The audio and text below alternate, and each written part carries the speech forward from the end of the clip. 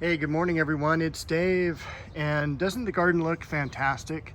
This morning it is our first sunny day in nearly 3 or 4 weeks.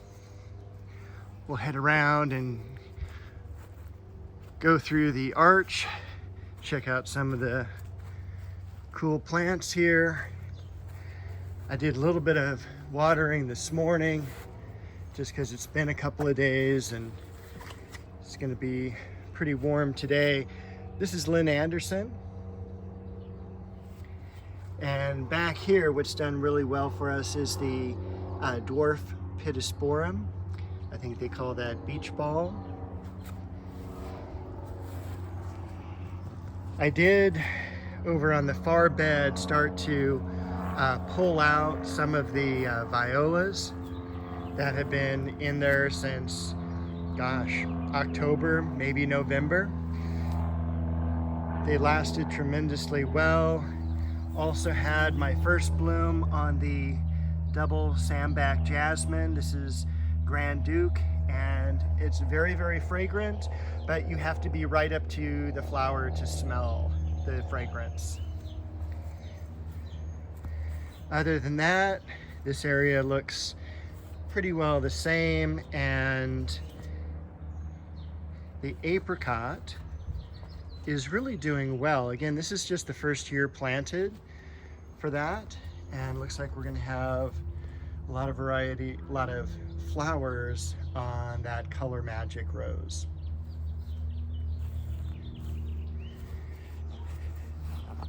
I saw the tree lilies putting out some buds, and once again, take a look at Duet. Just tremendous amount of blooms. And it also, that green shrubbery plant behind Duet, that's the Leonotis that got transplanted into kind of that big open space, and it was the perfect space for it. This is a double pink daylily. These should be open in about another month or so. As I come around and weed through, the pansies will go, but they're still putting up a really nice bloom. And also the Santolina behind it is blooming nicely as well. It's Garden Party. And we do have a hollyhock that looks like it's gonna come up and bloom this year. It was just pretty cool. Normally they bloom second year, but this one wanted to bloom a year early. And down there in the bottom, that is a dwarf mugo pine. I do need to prune a little of the Leonotis away from it so it doesn't brown out. And take a look at some of these delphiniums. I cut the foxglove down this last week, but the delphiniums are just coming on now, and that is gold medal. I'm also super happy of how the crabapple is doing. And I don't think I showed you this last week, the Philadelphus, which is the mock orange from the East Coast, that is blooming finally. And take a look at those Shasta daisies. Now, it's interesting also to note that these Shastas are not wilting at all. The Shastas I have across the yard, and by the way, that's the Centranthus bloom. Again, it seeds very readily around here. The Shastas across the yard, they tend to always wilt in the morning sun. This banana shrub back there. And let me step back here because I want to show you the gladiolas. Now, that's probably the best stand of gladiolas. This one, not so much. But this one has just turned out beautifully. And, you know, normally on the gladiola bulbs, you don't realize how large they get. When I transplanted these, they'd been in the ground for several years. They were about the size of a baseball. Definitely not the size of the bulb that you buy at the garden centers. But it takes a couple years. This is Chicago Peace. And the scaviolas are holding up well in the heat. That's the Corsican mint. And tucked away is the hemlock.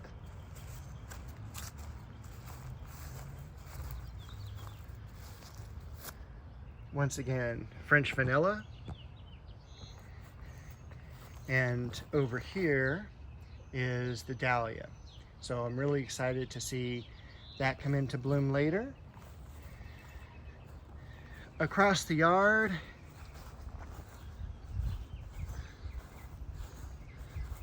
we'll see how these are holding up in the sun. I'm probably gonna have to put some shade cloth over the clivia. Again, for those of you who haven't seen a video from me, there was a huge liquid amber tree over this area and that got removed. There's the stump. And so all of a sudden now all of these plants are in pretty direct sun. But this is holding up pretty well. I don't see any true sunburn, a little lightening of the leaves, but that's to be expected. The Cheonanthus tree, and then another dwarf type of pittosporum, variegated, and agastache in the back, surrounded by silver dragon liriope. A few things, let's see, that I planted, that are going to be planted. Another pittosporum dwarf lilac. I thought that was cool. It looked kind of like a, and I'm sure it's from the same family, but that's bloom is very reminiscent of Wandering Jew blossoms. And then Jatropha, which is a tropical plant, and that'll go in the ground as soon as I have a chance. Here's some of those Shastas I was talking about earlier, and one of the coolest things to me is that Monarda blossom. It's just so unique and so beautiful. So Monarda is definitely one of the plants that is a winner in this garden. Over here is a variegated geranium. In the back, you can kind of see the purple there is the heliotrope. Got a few more plants tucked in here to plant. The creeping dogwood and one more conifer, which is going to go over in the rose garden.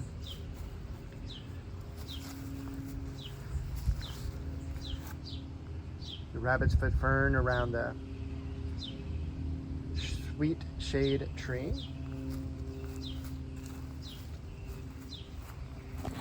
And look at those daylily blossoms.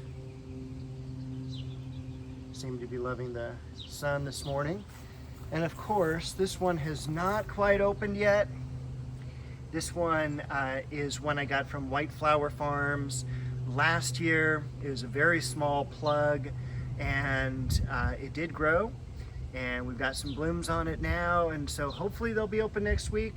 Otherwise, I'll cut in a video I'll take during the week of it fully open. Has ruffled edges, and we will see. So you can see I did some watering this morning just because that Shasta was really wilting down. Again, I'm not sure if it's because of the fence holding in the heat or what's going on. Other than that,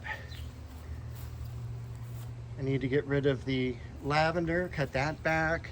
That just bloomed all spring long.